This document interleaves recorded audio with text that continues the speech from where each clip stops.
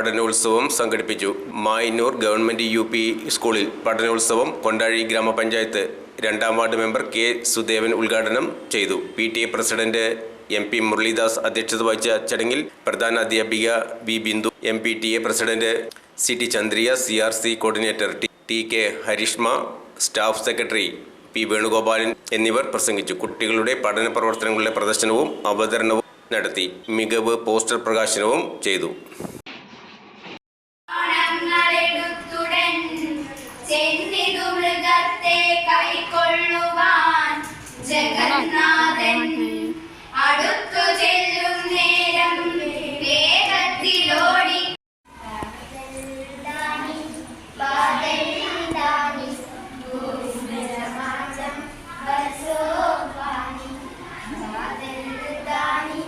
बादल जानी, धूप समाजम बरसो